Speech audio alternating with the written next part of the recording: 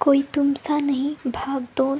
अंगद उस बच्ची के साथ अपने घर लौट आया और पीछे उस दुल्हन को हॉस्पिटल के कॉरिडोर में बेहोश की अवस्था में ही कुछ लोग उठाकर ले गए। इस बात को 4 साल बीत चुके थे। इन बीते सालों में अंगद मर्चेंट ने जी तोड़ मेहनत से खुद को एक काबिल बिजनेसमैन के रूप में स्थापित किया। जिम ज्वाइन किया। पहले का वो मध्यम सा शरीर गठन रहने वाला लड़का था, अब बिल्कुल बदल चुका था।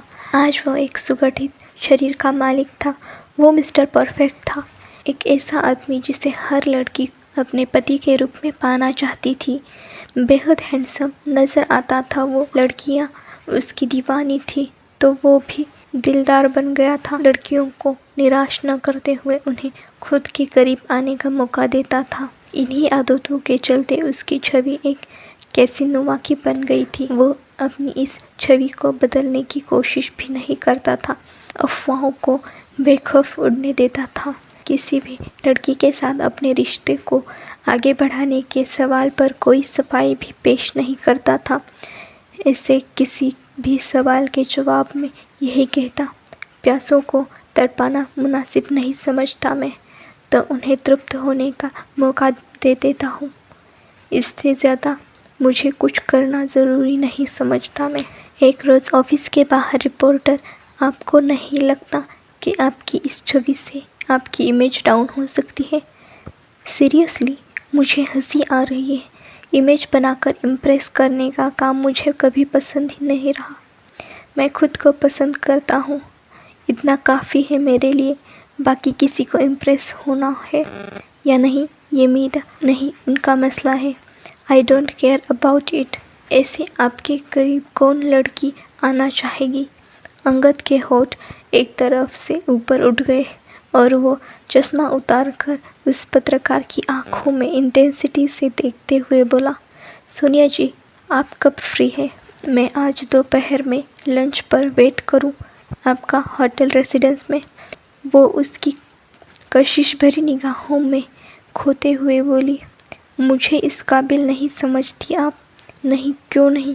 अंगद फिर मुस्कुराया और चश्मा चढ़ाते हुए व्यंग से मन ही मन बोला, सवाल करती है कि मेरे करीब कौन लड़की आना चाहेगी और फिर खुद, उफ, ये बेगरत लड़की।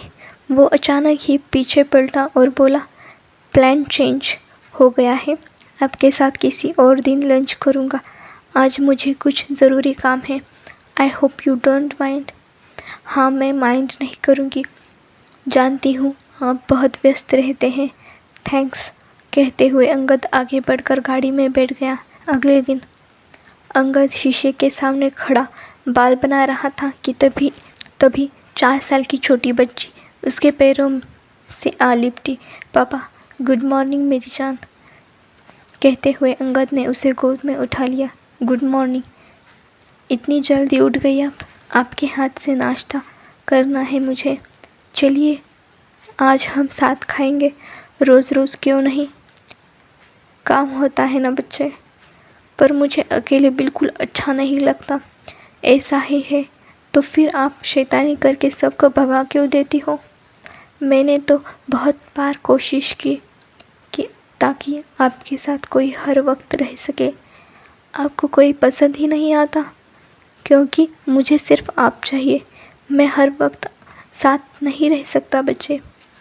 तो फिर मम्मा को ले आओ। नॉट अगेन बेटा, कहते हुए अंगद ने उसे गोद से नीचे उतारते हुए कहा। शिवा की अम्मा जानवी जी वहाँ आ गई तो अंगद एकांशी का हाथ उनके हाथ में देते हुए बोला, नाश्ते के टेबल पर ले जाइए, मैं आता हूँ कपड़े पहनकर। वो एकांशी को लेकर चली गई तो अंगद के चेहरे की खुशगवारी चली गई और वो आंख बंद करते हुए बोला, आई लव यू बेटा, बट आई हेट हर। हमारी ज़िंदगी में उसकी कोई जगह नहीं, कभी नहीं। उधर दूसरी तरफ एक मशहूर हॉस्पिटल पर कुछ अनैतिक कार्यों का संदेह होने पर वहाँ छापा पड़ा तो पुलिस ने वहाँ से बहुत से मरीजों को गाड़ी में भरा ताकि उन्हें उनके घर छोड़ा जा सके। कुछ पागलों को पागलखाने छोड़ने के लिए दूसरी गाड़ी में भरा गया।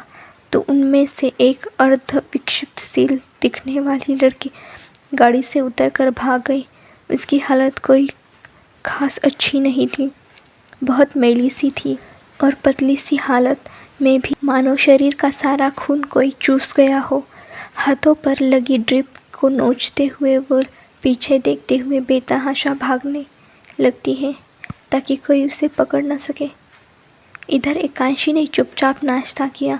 फिर जब अंगद कहीं जाने लगा तो वो भी अंगद के पीछे निकल गई। अंगद उसके पीछे होने की बात से अनजान था। वो चुपचाप तेज़ कदमों से आगे चला गया। पीछे पीछे कांशी दौड़ रही थी और अब पापा पापा कहकर पुकार रही थी, क्योंकि अंगद रह रहकर भीड़ में ओझल हो रहा था। पर गाड़ियों के शोर की आवाज़ में उसकी आवाज़ दब गई थी। बाहर किसी चीज़ की रैली निकली हुई थी, बाइक सवारों और गाड़ियों की भीड़ भी। इसीलिए अंगद आज पैदल ही कुछ दूर तक निकल गया था ताकि आगे से टैक्सी लेकर जा सके। उधर भागते भागते वो अर्ध विक्षिप्त लड़की एक गाड़ी से टकराई तो वो शीशा नीचे करते हुए उसे धुतकारते हुए भला बुरा कहने लगा, जबकि वो उसे एकटक देखती ही रह गई। पलकों के कोने पर आंसू की चंद बूंदें अटक कर रह गई। इससे पहले कि आंसू गिरते वो फौरन दूसरी तरफ पलटी तो एक छोटी सी बच्ची पर नज़र पड़ते जो गाड़ी के नीचे लगभग आने ही वाली थी। वह अर्धविक्षिप्त लड़की फौरन आगे बढ़ी और उस बच्ची को एक तरफ धक्का देते हुए खुद ही गाड़ी के आगे आ गई और गाड़ी से टक्कर मारते हुए गुजर गई। कमज़ोर तो थी ही, वो दर्द से वहीं बेहोश हो गई।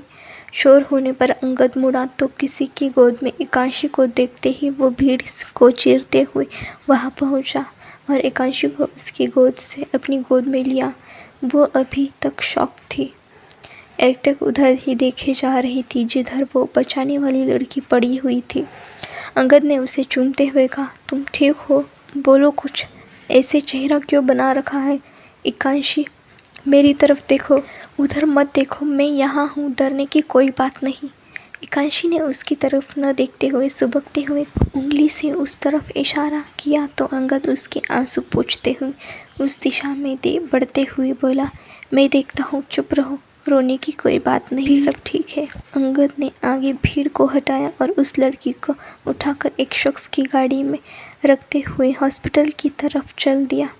एकांशी एकटक उस अर्धविक्षिप्त को देखे जा रही थी और अंगद एकांशी को उसने अब घर पर फ़ोन मिलाया और बोला, एकांशी का ख्याल रखने को कहा था ना मैंने, जान सकता हूँ कहाँ है वो मिल नहीं रही है सर, हम कब से ढूंढ रहे हैं उन्हें, सबको फायर करता हूँ मैं, अपना हिसाब सर से लेकर चले जाओ। मेरे घर पहुँचने से पहले अंगद बेहद नाराज़गी से बोला और फ़ोन रख दिया। हॉस्पिटल में उस लड़की के इलाज के बाद अंगद चलने को हुआ तो एकांशी ने उसका हाथ पकड़ लिया। पापा, अब क्या हुआ? इलाज करा तो दिया उनका, घर चलते हैं अब, उनको साथ ले चलो ना पापा। उन्हें घर नहीं ले जा सकते। क्यों? क्योंकि उन्हें उनके घर जाना होगा, उनका कोई नहीं है। कहते हुए डॉक्टर वहाँ आ खड़ा हुआ तो अंगद ने उसकी तरफ देखा और बोला, वो होश में आ गई है जी, हम छुट्टी दे चुके हैं। एम्बुलेंस से ही घर छोड़ने की पेशकश की, लेकिन उन्होंने ये कहते हुए मना कर दिया कि उनका कोई नहीं है। तो कहाँ है वो? उठकर निकल गई थी केबिन से, गेट तक पहुँचती ही होगी। मुझे उनकी दिमागी हालत पूरी तरह से ठीक नहीं लगती। कहते हुए अंगद फ़ौरन एकांशी के साथ बाहर निकला और उसके पीछे पहुंचकर टोक दिया, हेलो। वो पलटी तो अंगद फ़ौरन बोला, अगर आपको ठीक लगे तो जब तक आपकी हालत ठीक न हो जाए आप हमारे यहाँ रह सकती हैं। नहीं, कहते हुए उसने फिर कदम बढ़ा दिया, प्लीज़, वरना एकांशी रोने लगेगी। एकांशी आँखों पर हाथ रखते हुए बोली। वो अर्धविकसित लड़की उसकी इस भोली अदा पर रुक गई तो अंगद ने उसकी तरफ देखा और बोला, प्लीज़। उस लड़की ने सिर हिलाकर स्वीकृति जता दी। और अंगद ने एकांशी के चेहरे पर चमक देखकर मुस्कुराते हुए कदम आगे बढ़ा दिए और बोला, आइए।